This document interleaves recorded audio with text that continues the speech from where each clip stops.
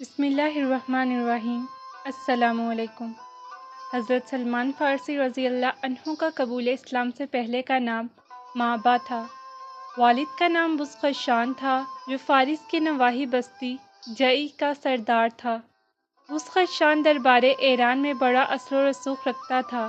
وہ نہ صرف ایک بڑا ذمہ دار تھا بلکہ ایک بڑے آتش کدے کا بھی محتمم تھا۔ اگرچہ مابا کی پرورش بڑے لاڈ پیار سے ہوئی لیکن اس کے باوجود یہ بچہ بہت سادہ اور خاموش طبع تھا۔ مابا اپنے ہم عمر لڑکوں میں کھیلنے کی بجائے ہر وقت آتش کدے میں آگ جلانے میں مصروف رہتا۔ اس کی یہی کوشش ہوتی کہ آگ کبھی بجھنے نہ پائے۔ ایک دن والد نے مابا کو کھیتوں میں کسی ضروری کام سے بھیجا۔ فرما بردار بیٹا فوراً کھیتوں کی طرف چل پڑا۔ راستے میں ایک گرجا تھا جہاں عیسائی عبادت میں مصروف تھے۔ مابا ان کا طریقہ عبادت دیکھ کر بہت متاثر ہوا اور ان سے درخواست کی کہ وہ اسے اپنے مذہب میں داخل کر لیں۔ چنانچہ انہوں نے اس نوجوان کو دین مسیحی میں داخل کر لیا۔ مابا کے دل میں حق پانے کی آرزو بڑی شدید تھی۔ اس نے عیسائیوں سے پوچھا، دین عیسوی کا مرکز کہاں ہے؟ انہوں نے بتایا کہ ان کا مرکز ملک شام میں ہے۔ غروب آفتاب کے بعد جب مابا گھر پہنچا تو والد کو بتایا کہ وہ دن بھر ایک گرجا میں رہا ہے اور اسے ان کا مذہب بہت پسند آیا ہے۔ یہ سن کر والد بہت سیخپا ہوا اور مابا کے پاؤں میں بیڑیاں ڈال کر گھر میں بند کر دیا۔ مابا نہایت حوصلے سے یہ تکلیف برداشت کرنے لگے۔ ایک دن موقع پا کر مابا نے عیسائیوں کے پاس پیغام بھیجا کہ شام جانے والا کوئی قافلہ ہو تو مجھے مطلع کرنا۔ کچھ دنوں بعد شام سے کچھ لوگ تجارت کی غرض سے ایران آئے تو مابا نے کسی طریقے سے بیڑیوں سے نجات حاصل کی اور قافلے کے ساتھ شام روانہ ہو گیا۔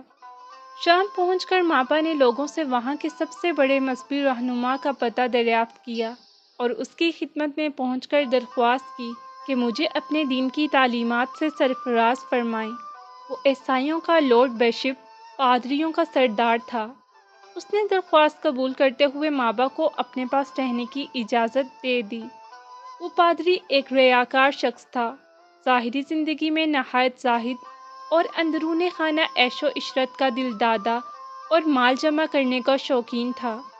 کچھ عرصہ بعد وہ مر گیا تو مابا نے اس کا کچا چھٹا لوگوں کے سامنے کھول دیا۔ لوگ سخت ناراض ہوئے، تاہم انہوں نے ایک عابد اور زاہد پادری کو اس کا جانشین مقرر کیا۔ مابا دل و جان سے اس کی خدمت میں مصروف رہتا۔ پادری نے بھی حق کی تعلیم میں کوئی کسر نہ اٹھا رکھی۔ جب اس کا آخری وقت قریب آیا تو اس نے مابا سے کہا کہ تم میرے بعد موصول چلے جانا، وہاں فلاں شخص دین مسیحی کا سچا پیروکار ہے۔ مابا موصول پہنچ کر اس شخص سے تحصیل علم میں مصروف ہو گیا۔ خدا کی قدرت، کچھ عرصہ بعد اس کا آخری وقت بھی قریب آ گیا۔ اس نے مابا کو وصیت کی کہ تم فلاں شخص کے پاس چلے جانا، میرے علم کے مطابق وہی اس وقت دین حق پر کاربند ہے جبکہ دوسرے لوگوں نے دین کو بدل ڈالا ہے۔ چنانچہ مابا وہاں پہنچ کر مرد پاک باز کی صحبت سے فیض اٹھانے لگا۔ جب اس شخص کی موت سر پر آئی تو مابا کو اس نے بتایا کہ جس نور حق کی تمہیں تلاش ہے وہ اموریہ میں فلاں شخص کے پاس ملے گا۔ اموریہ پہنچ کر مابا نے اس کی شاگردی اختیار کر لی۔ یہ ایک نہایت پرہیزگار شخص تھا۔ مابا اس کی صحبت میں دین مسیحی کا سچا پیروکار بن گیا۔ اپنے استاد کی طرح وہ بھی دن رات عبادت میں مشغول رہتا۔ غذا کے حصول کے لیے اس نے کچھ بکریاں خرید لیں جن کے دودھ سے وہ غذا حاصل کرتا۔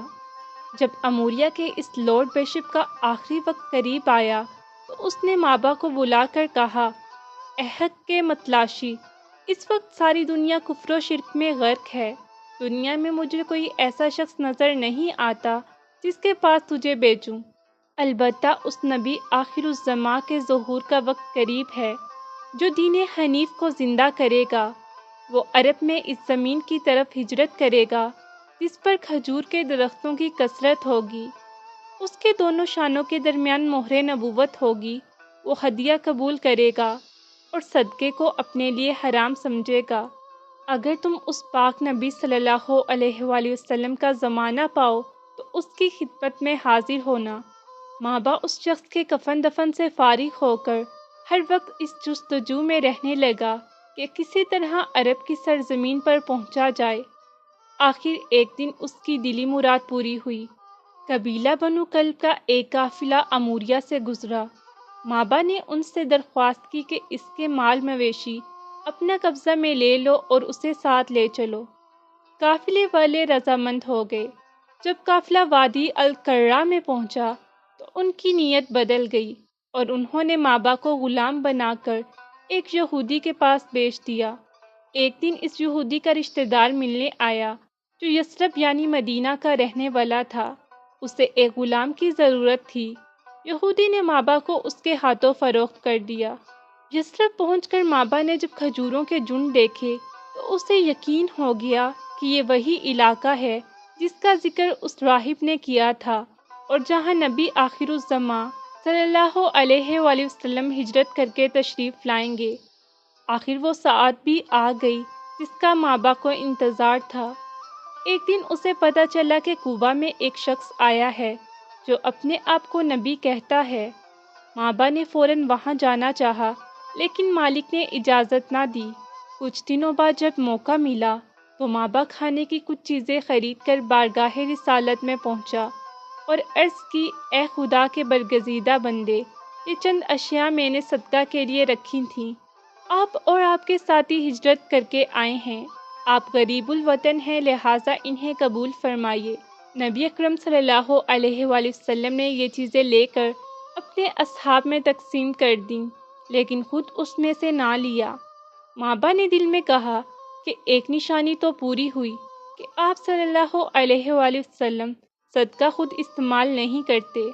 اگلے دن پھر کچھ خوراک لے کر مابا آپ صلی اللہ علیہ وآلہ وسلم کی خدمت میں حاضر ہوا اور کہا، یہ ہدیہ ہے۔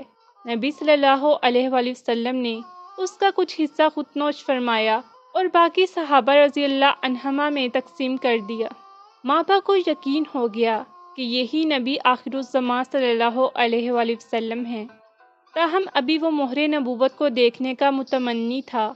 چند دنوں بعد مابا نبی اکرم صلی اللہ علیہ وآلہ وسلم کی خدمت میں حاضر ہو کر پشت اطہر کی جانب جا کر منتظر رہا کہ کسی وقت کپڑا ہٹے تو مہر نبوت کا نظارہ کرے۔ رسول اکرم صلی اللہ علیہ وآلہ وسلم نے مابا کی دلی کیفیت کو بانپ لیا۔ آپ صلی اللہ علیہ وآلہ وسلم نے خود پشت مقدس سے کپڑا ہٹایا۔ مابا نے آگے بڑھ کر مہر نبوت کا بوسہ لیا اور بے اختیار رونے لگا۔ اس کے بعد مابا نے جستجوئے حق کے تمام مراحل ابتدا سے آخر تک بیان کیے۔ نبی اکرم صلی اللہ علیہ وآلہ وسلم نے ان کی داستان تمام اصحاب کو بھی سنوائی۔ مابا مشرف با اسلام ہو گئے تو نبی اکرم صلی اللہ علیہ وآلہ وسلم نے ان کا اسلامی نام سلمان رکھا اور اسی دن سے مابا سلمان فارسی رضی اللہ عنہ کے نام سے پہچانے جانے لگے۔ سلمان فارسی رضی اللہ عنہ چاہتے تھے کہ دن رات نبی اکرم صلی اللہ علیہ وآلہ وسلم کی خدمت میں حاضر رہیں، لیکن یہودی کی غلامی کے باعث ایسا ممکن نہ تھا۔ اسی وجہ سے بدر اور احد کے غزوات میں بھی شرکت نہ کر سکے۔ حضور اکرم صلی اللہ علیہ وآلہ وسلم کو ان کی مجبوری کا علم تھا۔ ایک دن آپ صلی اللہ علیہ وآلہ وسلم نے فرمایا، سلمان، تم اپنے آقا سے اپنی گلو خلاصی کے لیے معاوضہ ادا کرنے کی کوئی سبیل کرو۔ یہ سن کر اپنے آقا سے بات کی۔ اس نے 40 اوقیہ سونا اور 300 پودے لگانے کا مطالبہ کیا۔ نبی اکرم صلی اللہ علیہ وآلہ وسلم کو جب اس بارے میں پتہ چلا تو آپ صلی اللہ علیہ وآلہ وسلم نے صحابہ کرام رضی اللہ عنہم سے فرمایا، تم لوگ سلمان فارسی کو غلامی سے رہائی میں مدد دو۔ صحابہ نے 300 پودے جمع کر کے سلمان فارسی رضی اللہ عنہ کے ساتھ مل کر یہودی کے باغ میں لگا دیے۔ چند دنوں بعد ایک معرکہ میں حضور صلی اللہ علیہ وآلہ وسلم کو مال غنیمت ملا تو آپ صلی اللہ علیہ وآلہ وسلم نے 40 اوقیہ سونا دے کر حضرت سلمان فارسی رضی اللہ عنہ کو آزاد کروا لیا۔ اس دن کے بعد حضرت سلمان فارسی رضی اللہ عنہ سفر و حضر اور جلوت و خلوت میں سرور کائنات صلی اللہ علیہ وآلہ وسلم کی خدمت میں حاضر رہنے لگے۔